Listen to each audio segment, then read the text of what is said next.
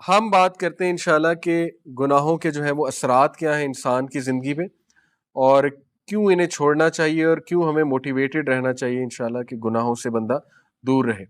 سب سے پہلی بات تو یہ سمجھ لیں، دیکھیں کہ گناہ کی نیچر ہی ایسی ہے کہ وہ آپ کو نقصان دے گا۔ یہ اس لیے نہیں ہے کہ اللہ آپ کو پنش کر رہا ہے، اللہ تو انسان کو پنش کرنا چاہتا ہی نہیں۔ قرآن میں ہے، سورہ نساء میں اللہ کہتے ہیں اللہ تمہیں پنش کر کے کیا کرے گا اگر تم اللہ کے ماننے والے اور اللہ سے استغفار کرتے ہو، اللہ کا شکر کرتے ہو۔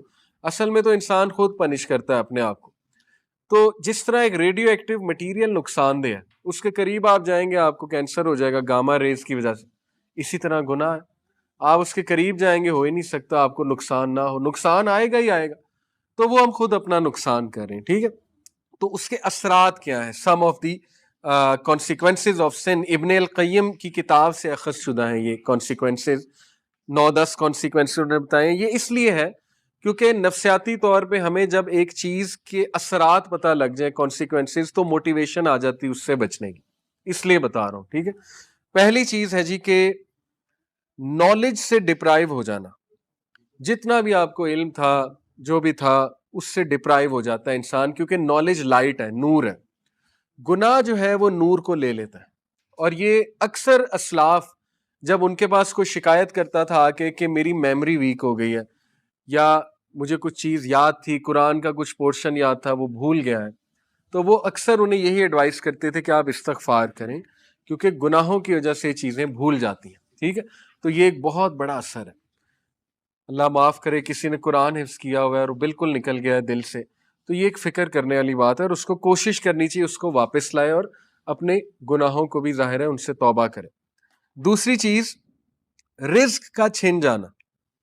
اللہ کے نبی صلی اللہ علیہ وسلم نے فرمایا، ابن ماجہ کی حدیث ہے، صحیح حدیث ہے، ایک شخص کو رزق ملنا ہوتا ہے حلال سے، لیکن وہ جلد بازی کر کے گناہ کر کے وہی رزق حرام سے لے لیتا ہے، تو پھر اس کو ایکسٹرا کچھ نہیں ملتا، جو اس نے لے لیا وہ مل جاتا ہے، نہ اللہ کی ہیلپ اس کے ساتھ ہوتی ہے۔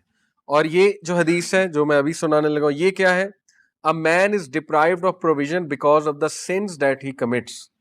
انسان کو رزق سے ڈپرائیو کر دیا جاتا ہے اس کے گناہوں کی وجہ سے۔ اب یہاں پہ ہو سکتا ہے آپ کے ذہن میں سوال ہے کہ نہیں یار فلانا اتنے گناہ کرتا ہے، وہ تو موجیں کر رہا ہے، ٹھیک ہے، اس نے تو پلاٹ بنا لیے، یہ کر لیا وہ کر لیا۔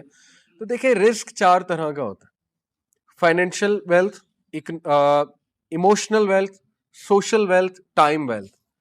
ہو سکتا ہے اس کے پاس فائنینشیل ویلتھ ہو لیکن نہ ایموشنل ویلتھ ہو۔ ایموشنل ویلتھ کیا ہے؟ ذہنی سکون، وہ بھی رزق ہے۔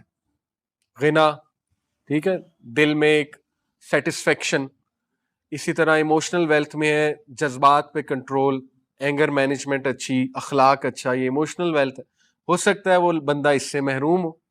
آپ نے کئی لوگ دیکھیں کچھ بھی نہیں کھانے کو لیکن ذہنی سکون ہے اللہ کی طرف سے، اولاد دی اللہ نے، اولاد پل بھی رہی ہے ماشاءاللہ، اور نیک اولاد ہے، ٹھیک ہے، سب کچھ ہے، تو کیا یہ رزق نہیں ہے؟ بالکل ہے۔ سوشل ویلتھ اسی کو کہتے ہیں کہ آپ کی اولاد اچھی ہے، آپ کی بیوی اچھی ہے، آپ کا جو ہے وہ گھر والے اچھے ہیں، آپ کے ساتھ لوئل لوگ جمع ہو گئے، تو وہ بھی رزق ہے۔ ٹائم ویلتھ، ٹائم میں برکت، آپ کے کام جلدی ہو جاتے ہیں، ٹھیک ہے، آپ کرتے ہی وہ ہیں جو اللہ سبحانہ و تعالیٰ کو پسند ہے، یہ ٹائم میں برکت ہے۔ تو جب ہم گناہوں میں پڑتے ہیں تو یہ ہمارا رزق ڈپرائیو ہوتا ہے، ٹائم سے برکت اٹھ جاتی ہے، ٹینشنیں بڑھ جاتی ہیں، ٹھیک ہے، ٹائم مینجمنٹ ویک ہو جاتی ہے۔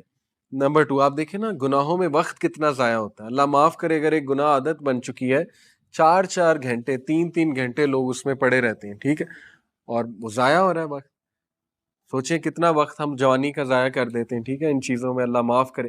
تو اس سے نکلنا ہے، اپنے آپ کو موٹیویٹ کرنا ہے۔ پھر آپ دیکھیں سوشل ویلتھ، ہمارے ساتھ لوگ ہی ایسے آ جائیں جو ہمیں کھانے کو تیار ہیں اور بس ان کی نظر ہماری دولت پہ ہو، تو پھر یہ کون سا رزق ہے؟ اس کا مطلب ڈپرائیو ہو رہا ہے اور گناہوں کی وجہ سے۔ پھر آپ دیکھیں ایموشنل ویلتھ، ذہنی سکون ہے ہی نہیں، ہر وقت